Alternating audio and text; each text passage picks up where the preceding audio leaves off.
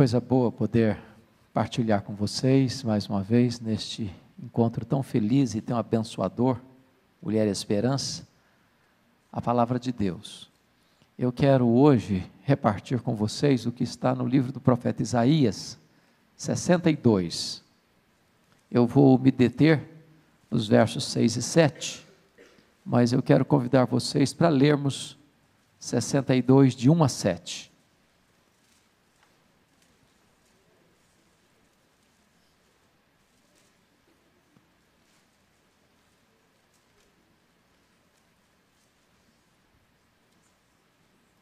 Isaías 62, de 1 a 7. Está escrito o seguinte: por amor de Sião, me não calarei, e por amor de Jerusalém, não me aquietarei, até que saia a sua justiça como um resplendor e a sua salvação como uma tocha acesa. As nações verão a sua justiça, e todos os reis a tua glória. Serás chamada por um nome novo que a boca do Senhor designará. Serás uma coroa de glória na mão do Senhor, um diadema real na mão do teu Deus. Nunca mais te chamarão desamparada, nem a tua terra se denominará jamais desolada, mas chamar-te-ão minha delícia e a tua terra desposada, porque o Senhor se delicia em ti e a tua terra se desposará. Porque como o jovem desposa a donzela, assim teus filhos te desposarão a ti, como o noivo se alegra da noiva, assim de ti se alegrará o teu Deus. Agora vamos nos deter nos versos que vamos trabalhar hoje aqui, versos 6 e 7, se você tem a versão atualizada como a minha, leia comigo por favor, vamos juntos? Sobre os teus muros, ó Jerusalém, pus guardas, que todo dia e toda noite jamais se calarão. Vós os que fareis lembrar do Senhor, não descanseis, nem deis a ele descanso, até que restabeleça Jerusalém e a ponha por objeto de louvor na terra. Amém. Bom, esse texto começa com promessas. E o contexto aqui é de uma Jerusalém desolada, e Jerusalém aqui é um emblema, é um símbolo do povo de Deus, é um símbolo da igreja, e nesta tarde eu gostaria que nós encarássemos como um símbolo da nossa família. Reveses acontecem, lutas chegam, tempestades desabam, crises nos emparedam, e há momentos em que parece que a nossa Jerusalém fica desolada, mas Deus está agora prometendo que esta terra, que esta cidade, que este povo, não vai mais ser um povo desolado, mas vai ser a delícia de Deus, não vai trazer mais desgosto para Deus, mas vai ser o prazer de Deus.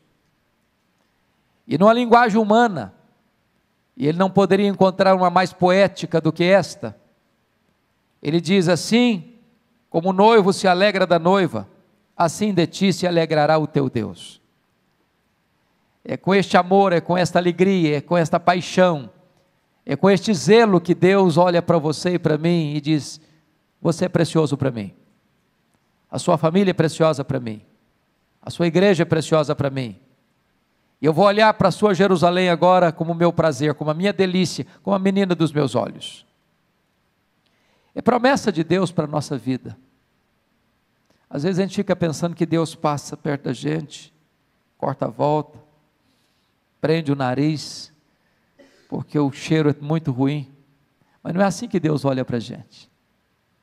Ele olha para você como uma pessoa olha para sua amada, um jovem olha para sua amada, para desposá-la, com toda emoção, com todo afeto, com toda doçura, com toda ternura, e Ele está dizendo para você que Ele se delicia em você, você é o prazer dEle, você é a delícia dEle,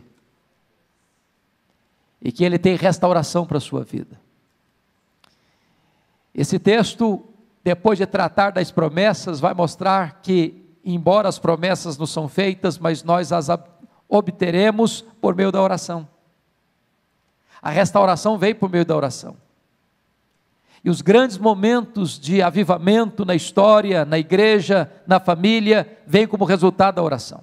É quando o povo de Deus clama, é quando o povo de Deus te humilha, é quando o povo de Deus te curva, é quando o povo de Deus tem fome, tem sede, é sobre esta terra seca que Deus derrama do seu Espírito. E eu quero conclamar vocês para pensarem comigo sobre isso. Quando Deus quer fazer uma grande obra na nossa vida, na nossa casa, na nossa igreja, já dizia o teólogo clássico do avivamento, Jonathan Edwards, então Deus começa a despertar o seu povo para orar. Enquanto não há despertamento para a oração, as chuvas não chegam, as torrentes não descem, o avivamento não acontece, os milagres de Deus na nossa vida, na nossa casa, na nossa igreja, não acontecem. Foi quando Elias subiu para o cume do Carmelo que as torrentes caíram. E hoje eu gostaria que vocês olhassem comigo essa passagem bíblica, e tirasse daqui 7 lições. Eu não sei se você tem o hábito de andar com a caneta, andar com um caderninho, andar com um papel, ou se você tem agilidade no seu smartphone para anotar isto, mas eu queria compartilhar com vocês aqui 7 características de uma oração por restauração, da nossa Jerusalém, da nossa casa, da nossa igreja, da nossa vida. Como é que deve ser essa oração? E os versos 6 e 7 trazem para nós o conteúdo desta oração por restauração. Então, em primeiro lugar, anote aí, uma oração por restauração é uma oração cheia de expectativa. Olha o verso 6, sobre os teus muros, ó Jerusalém, pus guardas. As cidades naquela época eram amuralhadas, e o guarda ficava em cima, em torres, sobre os muros, para 2 finalidades. Primeiro, para alertar quando um inimigo estava chegando, para botar o povo em alerta, para convocar o povo para uma batalha, para reunir as suas forças para um grande combate. É muito importante você entender que quem ora precisa estar vigiando. Oração é guerra, oração é batalha, oração é convocação para um grande conflito espiritual. E quando você se põe de joelhos, você precisa entender isso, que há uma orquestração contra a sua vida, há uma orquestração contra a sua família, há uma orquestração contra a sua igreja, e nós devemos orar como guardas em cima de um muro, de olhos abertos, vigilantes, atentos para os perigos que nos rondam e nos cercam. Mas em segundo lugar, esse guarda, ele existia lá, ele estava lá, com essa expectativa também do socorro de Deus, da ajuda de Deus. Quando você ora, você tem que ter essa expectativa, com um guarda em cima de um muro. Lembra do profeta Abacuque? Quando a situação foi tão crítica para o seu país, e diz a Bíblia que ele se colocou sobre a torre de vigia para esperar a resposta de Deus. Esse é o desafio de Deus para você e para mim, de você orar pela sua família, nessa expectativa, de que Deus vai agir, de que Deus vem ao seu encontro, de que Deus vem em seu socorro, de que Deus vai atender o seu clamor, de que Deus vai ver suas lágrimas, de que Deus vai trazer auxílio para você na sua necessidade. É com essa expectativa, é a expectativa de Jacó, que se agarra ao Senhor, e não o larga, até receber a bênção. É a expectativa do leproso que chega para Jesus e diz: Senhor, se tu quiseres, tu podes purificar-me. É a expectativa desta oração que conecta o altar com o trono, e do trono vem como grandes e poderosas intervenções de Deus na nossa vida e na nossa história. A primeira coisa, ao orarmos por nossa família, pela nossa igreja, nós precisamos orar com grande expectativa, como um guarda em cima de um muro. Segunda coisa, oração por restauração é uma oração perseverante. Olha o verso 6 ainda, que todo dia e toda noite jamais se calarão. Então não é apenas você ter expectativa, é você perseverar. O nosso problema, na verdade, irmãs, não é começar a orar, é continuar orando. Uma linguagem bem popular, dizem que nós temos muita iniciativa e pouca acabativa. Pouca acabativa. Nós perseveramos muito pouco. Nós temos dificuldade de continuar insistindo com Deus numa causa. Jesus Cristo, lá em Lucas 18, nos falou sobre a necessidade de orar sem cessar e nunca esmorecer. O apóstolo Paulo, lá em 1 Tessalonicenses 5,17, ele diz: orai sem cessar. Isaías está mostrando aqui para nós, que nós somos como esses guardas, que todo dia, toda noite, jamais se calam. Já pensou você, um guarda, na torre de sentinela, chegando o perigo, e ele calado? Botando em risco toda a população que estava dentro dos muros, porque não deu sinal. Oração, minhas irmãs e meus irmãos, tem que ter essa vigilância perseverante. Não dá para cochilar, não dá para retroceder, não dá para parar no meio do caminho, não dá. Por que o Pentecostes chegou? É porque Jesus Cristo disse para os seus discípulos assim: permanecei na cidade até que. E eles entraram para o cenáculo, e diz a Bíblia que todos, unânimes, oraram perseverantemente. E a Bíblia não diz que Jesus diz: olha, esperem 10 dias. Aconteceram 10 dias, mas Jesus não disse fica até 10 dias, podia ser um mês, podia ser um ano, até que. É com essa perseverança que nós devemos orar. Quantas vezes desistimos de orar por uma causa, por um filho, por uma filha, pelo casamento, pelo namoro, pelo emprego, pela igreja, pela vida espiritual, pela nossa necessidade, e às vezes desistimos no limiar da bênção, no limiar da vitória. É preciso perseverança. Querem um exemplo? Eu não sei quantas de vocês já leram o livro Reavivamento na África do Sul, mas os estudiosos dizem que aquele avivamento coreano do século passado começou com a reunião de oração meio-dia. De repente, quem liderava essa reunião, depois de um mês de oração, ele chegou para os irmãos que estavam reunidos e olha, vamos parar. Nós já oramos um mês, não aconteceu nada, então nós temos uma agenda muito intensa, temos visitas para fazer, temos pessoas para assistir, temos sermões para pregar, temos trabalho para realizar, então vamos voltar à nossa atividade normal. Aí brota de dentro do grupo que estava orando já há um mês, sem ver nenhum sinal do favor de Deus, não, vamos perseverar, vamos perseverar.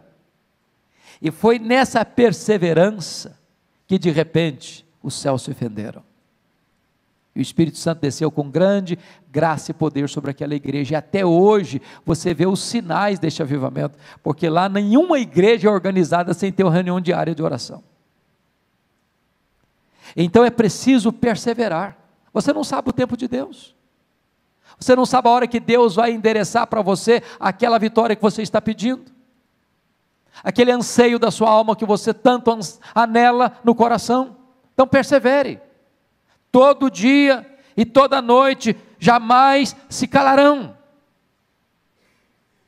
Não desista, não retroceda, não esmoreça, não desanime, persevere.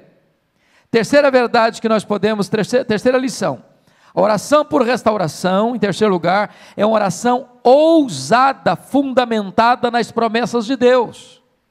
Olha o verso 6 ainda, vós os que fareis lembrar do Senhor. O que significa isso? Oração é lembrar a Deus o que Deus falou e prometeu em sua palavra. E eu pergunto a vocês, Deus precisa ser lembrado? É claro que não. Deus tem memória curta? É claro que não. Deus se esquece de alguma coisa? É claro que não. Mas quando Deus nos orienta a lembrá-lo do que Ele falou, não é Deus que está precisando de ser lembrado, somos nós que precisamos nos lembrar do que Ele nos prometeu. Porque oração é exatamente falar para Deus, falar: Deus, eu estou pedindo o que o Senhor prometeu, é orar as promessas de Deus, é orar a palavra de Deus, e orar as promessas de Deus, e pedir para Deus aquilo que Ele já prometeu na sua palavra, é ter a convicção de que você está orando segundo a vontade de Deus, porque Ele vela pela sua palavra em a cumprir, Ele não deixa que nenhuma das suas promessas caia por terra, em todas elas nós temos o sim, e nós temos o amém, louvado seja Deus por isso. Se vocês fizerem um exercício, de examinar as orações registradas na Bíblia, vocês notarão que a vasta maioria delas foram orações feitas, fundamentadas nas promessas de Deus. Foi assim com o rei Ezequias, foi assim com o rei Josafá, foi assim com o profeta Daniel, foi assim com Neemias. Eles começam a orar dizendo: Deus, tu falaste, tu prometeste, a tua palavra diz.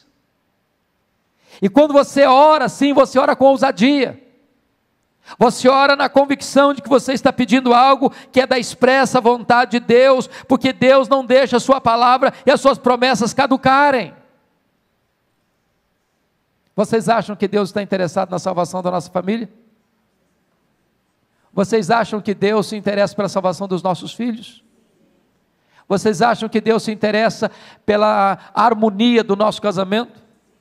Vocês acham que Deus está interessado na salvação de toda a nossa casa?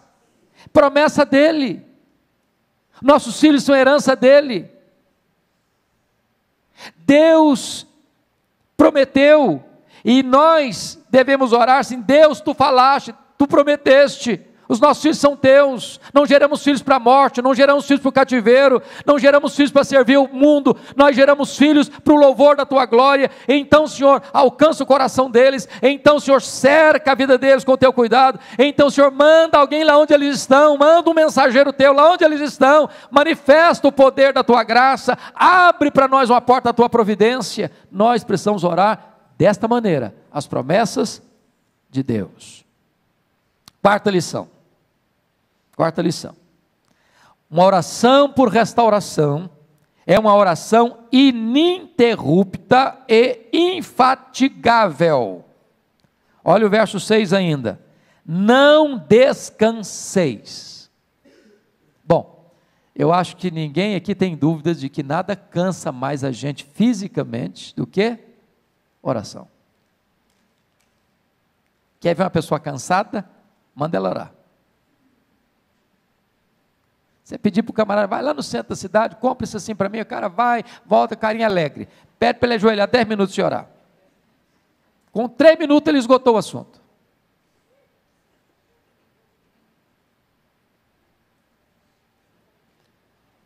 Não descansei. Sabe o que significa, amadas irmãs? Oração é batalha, é guerra, produz fadiga, produz esgotamento. E o texto está dizendo o seguinte: não permita que o seu corpo seja um impedimento para você prosseguir. Não afrouxe as suas mãos, não ensarilhe as suas armas. É preciso tenacidade para não retroceder, é preciso disposição para não se acomodar.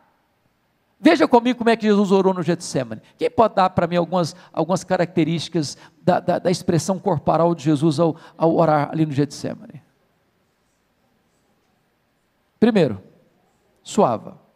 Agora, estava frio ou estava quente? Você tem plena certeza que estava frio. Por que você sabe que estava frio? Porque naquela mesma noite que ele foi preso, lá no pátio da casa do sumo sacerdote, para onde ele foi levado, tinha o que lá? Uma fogueira. E o Pedrão ficou bem perto do fogo para quê? Se aquecer. Se tivesse calor, ele ia procurar um ventilador. Estava frio. E ele estava suando. Segundo, ele estava chorando convulsivamente, diz Hebreus 5,7, oferecendo forte clamor e lágrimas. Terceiro, ele estava suando sangue. Às vezes, meus irmãos, a nossa oração é tão rasa, é tão superficial, é tão epidérmica, é tão vazia, que nem os lábios a gente abre. Nós não botamos o corpo, não botamos a alma, não botamos a força, não botamos energia, não botamos o nosso ser por completo nessa oração. Não descanseis. Eu fico olhando alguns exemplos bíblicos, como o exemplo de Ana. A postura da Ana de derramar a alma era tão forte que ele pensou que ela estava bêbada. E eu fico imaginando o seguinte: até que ponto nós estamos tendo esse ato físico, corporal, de gesto, de atitude na oração, que nós poderíamos dizer: eu estou derramando a minha alma. Não descansar significa que você vai perseverar nessa busca, não importa quanto tempo vai levar. Ambrósio, um dos pais da igreja, disse acerca de Mônica, mãe de Agostinho de Hipona, depois que ela orou por ele 30 anos. Ô, gente, não é brincadeira não orar por alguém 30 anos. Não é verdade? Não dá vontade de desanimar não? Falou: Deus, eu já fiz o que o senhor tinha que falar, já falei, senhor, agora é com o senhor, agora não vou falar mais não. Esgotou meu repertório. 30 anos. E Ambrósio disse: um filho de tantas lágrimas jamais poderia se perder. Não descanseis. O missionário David Brainerd, que foi chamado por Deus ainda jovem para trabalhar com os índios, peles vermelhas, antropófagos, canibais, no meio da selva, nas noites geladas, muitas vezes ele suava a camisa. E quando os índios vinham espreitar para matá-lo e comê-lo, porque eram canibais, viam-no estirado sobre a neve, chorando e clamando a Deus pela salvação deles. E ele perseverou infatigavelmente nesta oração, até que o Espírito Santo foi derramado para a salvação daqueles índios. E um grande avivamento ali aconteceu. Não descanseis. Jesus contou uma parábola interessante de um amigo, de um homem que chegou, um amigo na casa dele, meia-noite. E era a cultura do judeu, ao hospedar alguém, ter provisão para esse alguém. É uma questão de bom senso, de fidalguia, ou de ser um bom hospedeiro. Ele não tinha pão, ele foi para casa do amigo dele pedir pão. Para mim empresta 3 pães. Falei: eu estou dormindo, cara, não vou levantar não.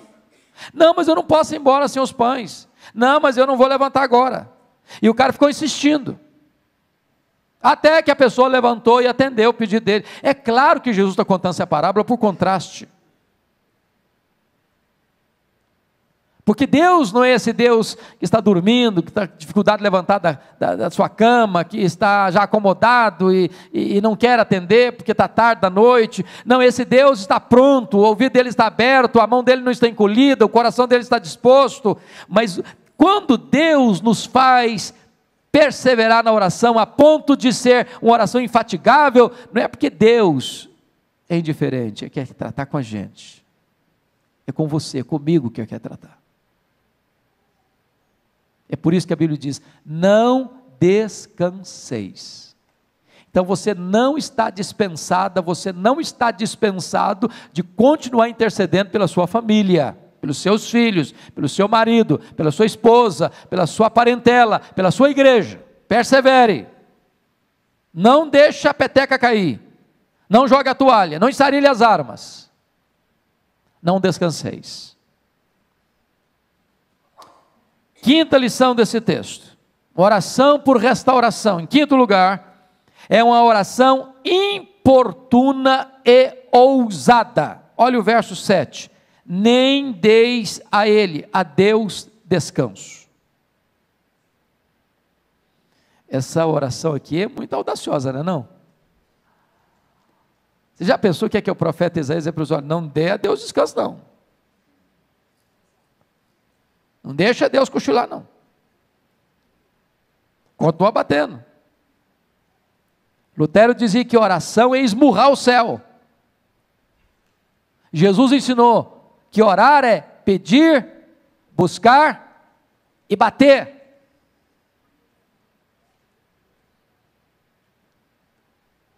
Orar é você chegar a Deus. Estou aqui, Senhor. Aí amanhã, Senhor, estou aqui de novo, Senhor.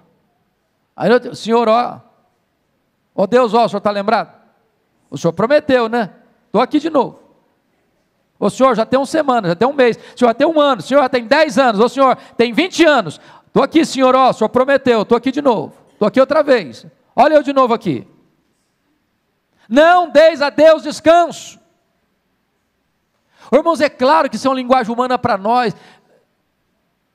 Vocês estão percebendo? Vocês acham que Deus fica assim, incomodado? Quem lembra do filme O Todo-Poderoso? O camarada lá que tentou ser de Deus, e aí tanto pedido, ele botou atender tudo uma vezada só. Não, Deus não tem esse problema que você e eu temos de agenda cheia. Deus não fica estressado porque todo mundo está pedindo ao mesmo tempo. Mas quando o profeta diz, não deis a Deus descanso, é que Deus quer nos ensinar o seguinte, que Deus tem prazer quando você chega para Ele e diz, Deus, eu estou aqui, Tu prometeste, é a Tua palavra, é a Tua promessa, eu preciso, eu necessito, eu careço, Senhor, olha para mim, olha para minha casa, olha para o meu casamento, olha para o meu filho, olha para minha filha, olha, meu Deus, para minha família, estou aqui, Senhor, Tu sabes que eu estou sofrendo, Tu sabes, meu Deus, a minha necessidade, a minha angústia, meu Deus, olha aqui, eu estou aqui. É Deus quem nos orienta a fazer isso. Não deis a Ele descanso. Lembra do Jacó? Eu acho maravilhosa a figura do Jacó. A Jacó grudou no anjo, que o anjo era o próprio Deus. Eu não te deixarei ir se tu não me abençoares. É assim que você deve orar. Lembra do Moisés, quando está orando pela nação rebelde? Senhor, perdoa esse povo, senão o Senhor risca o meu nome do livro. Ou uma coisa ou outra. É com essa audácia e com essa humildade é que ele chega diante de Deus.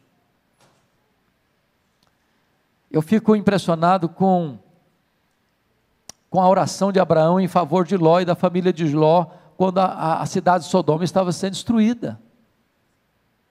Você insistir com Deus, Senhor, se eu tiver lá tanta gente, e se tiver tanto, e se tiver tanto, e se tiver tanto, e se tiver tanto, e Deus, não, eu vou atender. Ele parou de orar, porque se ele tivesse continuado, Deus continua respondendo.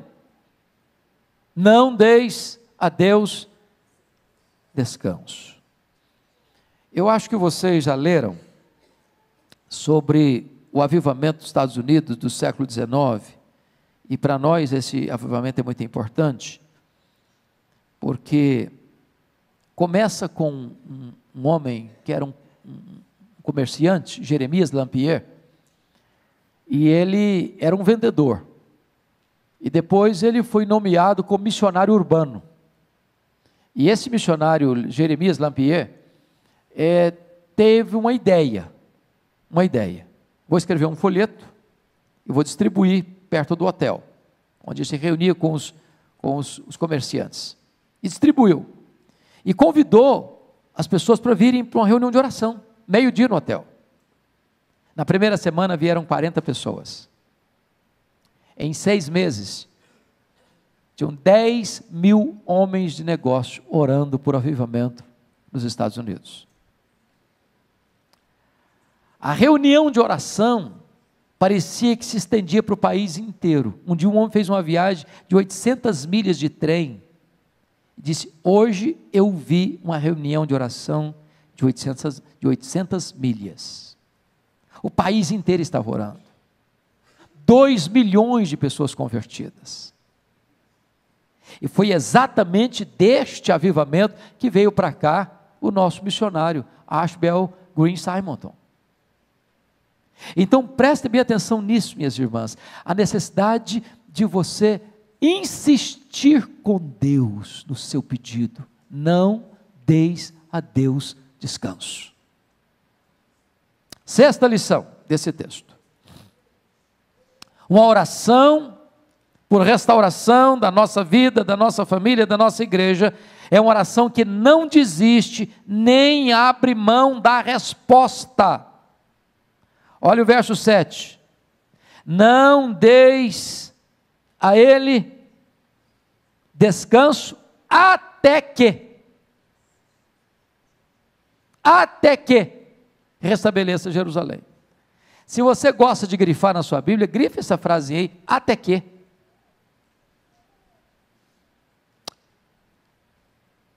Deus disse, se você orar uma semana eu vou atender, foi isso que está escrito aí? E um mês também? E um ano? E uma década? Não.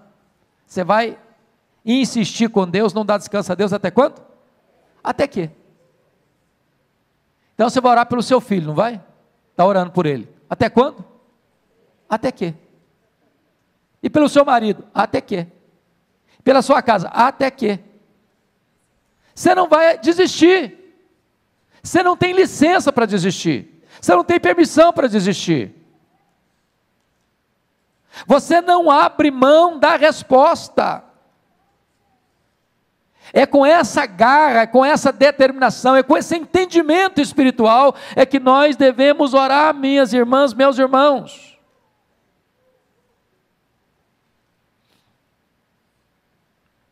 O avivamento na África do Sul demorou 12 anos. 12 anos. Do dia que eles começaram a orar por avivamento, até o dia que o avivamento chegou. Mas não é assim, hoje eu oro hoje, daqui um mês eu oro de novo. Não, nem isso não. É de orar focadamente, precisamente, especificamente, objetivamente por essa causa. Quem já leu as obras ou a biografia de George Miller, os biógrafos de George Miller dizem que ele teve mais de 3.000 orações específicas respondidas. 2 não foram, enquanto ele viveu. 2 amigos pelos quais George Miller orou pela conversão, eles não se converteram. Um deles se converteu quando ficou sabendo que tinha morrido. O segundo se converteu no funeral. Eu não sei se você vai ver todas as suas orações respondidas em vida, mas saiba que nenhuma oração sua ficará sem resposta, ainda que você não veja. Finalmente, último lugar, 7º lugar, uma oração por restauração da nossa vida, da nossa família, da nossa igreja, é uma oração específica, por uma intervenção sobrenatural de Deus, por uma restauração gloriosa de Deus. Olha aí o versículo 7, até que restabeleça Jerusalém e a ponha por objeto de louvor na terra. Jerusalém estava desolada, e Deus prometeu de transformar aquela cidade desolada numa coroa de glória, uma diadema real. Aquela cidade que estava provocando a ira de Deus, o desgosto de Deus, seria a delícia de Deus.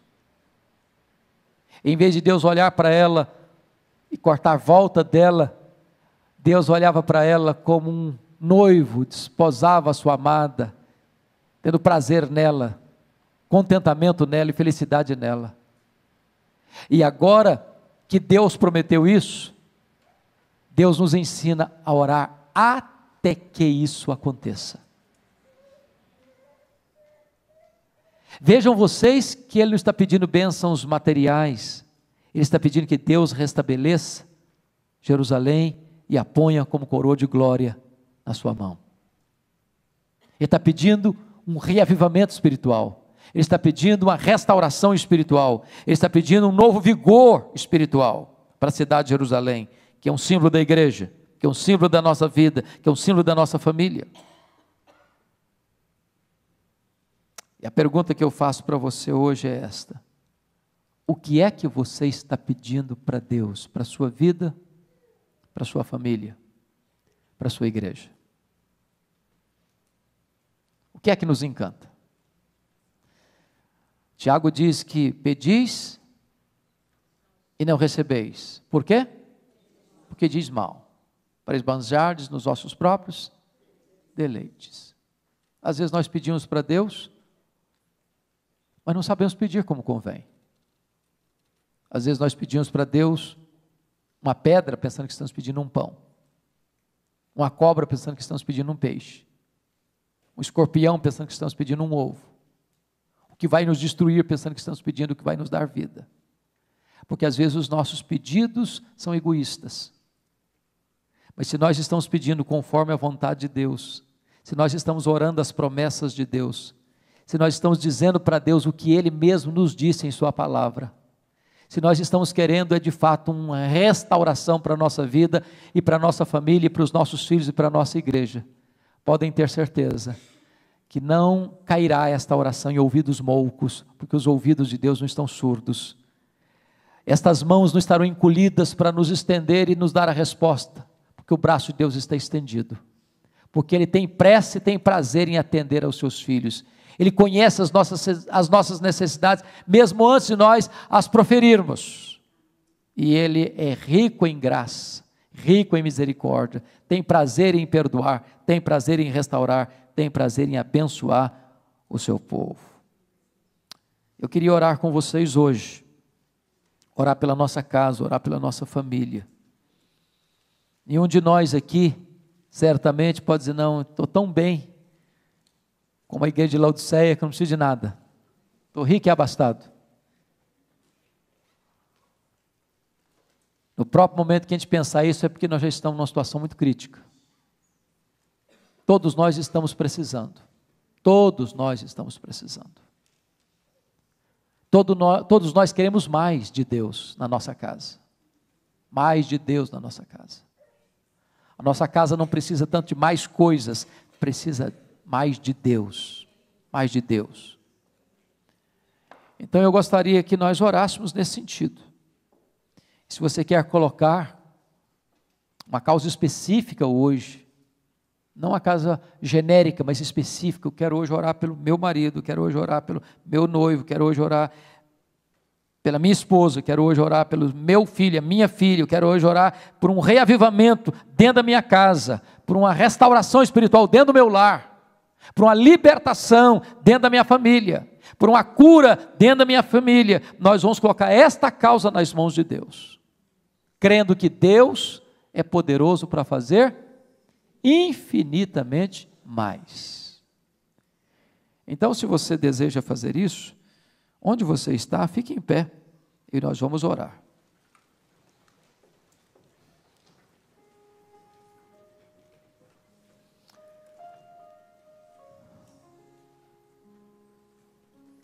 Senhor Deus, Tu és maravilhoso, Tu és revestido de glória e poder, Tu és fiel a Ti mesmo, fiel à Tua própria palavra, fiel às Tuas próprias promessas. Nós estamos aqui cheios de esperança, porque a esperança que temos não emana de nós mesmos, não procede do braço da carne. A esperança que nutrimos na alma emana da Tua própria palavra, palavra viva, palavra poderosa, palavra que não pode falhar. Nós não estamos endereçando a nossa oração a um ídolo mudo, a um Deus pagão. Nós estamos nos dirigindo a Ti, Deus, Criador dos céus e da terra, aquele que tem o controle da história nas mãos, aquele que olha do céu e contempla o povo a quem Tu amaste desde a eternidade. Glória ao Teu nome, porque nós fomos amados, atraídos por Ti, transformados por Tua graça. E hoje, nesta tarde, o que nós pedimos é restauração, é um reavivamento para a nossa alma, um reavivamento para o nosso coração, para a nossa família, para a nossa casa, a nossa família, Senhor. Meu Deus, vá ao encontro do marido, vá ao encontro da esposa, vá ao encontro do filho, da filha, vá ao encontro do pai, da mãe, em nome de Jesus, vá ao encontro do irmão, da irmã, do tio, da tia, do avô, da avó. Traz salvação para a nossa família, Senhor. Aqueles que estão cativos, liberta-os. Aqueles que estão longe, os pródigos, traz-os de volta à tua casa. Aqueles que estão desviados, toca o coração deles. Aqueles que estão vivendo, meu Deus, apáticos, uma vida mundana, meu Deus, abre os olhos da alma e mostra a eles o banquete da graça. Traz restauração para a nossa casa, traz cura para a nossa casa, traz paz para a nossa casa, traz alegria para a nossa casa, traz a doçura da tua presença para a nossa casa, enche a nossa casa com a tua glória, Senhor. Bendito é o teu nome, porque tu és o Deus que responde orações. Bendito é o teu nome, porque tu não despedes vazios aqueles que chegam na tua presença com o coração quebrantado. Glória ao teu nome, porque tu és o Deus vivo, o Deus que faz maravilhas, o Deus que responde o clamor do aflito, o Deus que atende a necessidade daquele que está carente, o Deus que enche de bens o faminto. Louvado seja o teu nome, por esta gloriosa e bendita hora de oração. Glória ao teu nome pelas pessoas que vieram a esta tarde aqui buscar a tua face, que ao voltarmos para casa, Senhor, voltemos como Ana um dia voltou, com brilho no rosto, com a promessa da vitória nas mãos. Louvado seja o teu nome, em nome de Jesus, aleluia, amém, amém, louvado seja Deus.